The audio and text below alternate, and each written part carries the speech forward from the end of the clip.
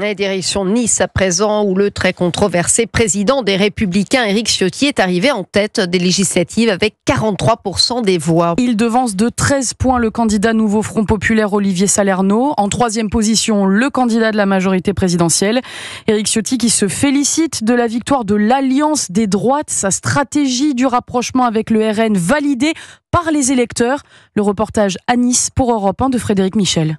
La victoire est un devoir, mobilisez-vous, c'est l'appel d'Éric Ciotti aux électeurs. Marc et Gaël ont voté pour l'union des droites. On veut plus de Macron, ça suffit 7 ans d'impôts, les réformes des retraites, l'insécurité, on n'en veut plus. C'est la dernière ligne droite et voilà, on est à fond. Rien n'est joué, donc il faut se mobiliser, il faut faire barrage à l'extrême gauche et à Macron. Il risque d'y avoir des tripatouillages électoraux comme d'habitude et ces tripatouillages risquent en réalité de ne pas prendre en considération la voix des électeurs. Devant la permanence d'Éric Ciotti à Nice, les partisans du député sortant dénonce l'idée d'un front républicain. Ça paraît un peu contre nature. La notion de front républicain, elle ne signifie plus rien. Elle vient arc-bouter les gens et ça laisse sous-entendre qu'il y a une vraie politique politicienne avec des arrangements. Pour Marine, qui a toujours voté Éric Ciotti, les résultats de ce premier tour valident la stratégie du président des LR. C'était un bon choix que la droite se regroupe. Je pense que Bardella, il a apporté un nouveau souffle. Il n'effraie plus les Français. Ce vieux militant républicain a, lui, un souhait. Que toute la droite se rassemble et qu'ils saisissent l'occasion. Réponse dimanche prochain.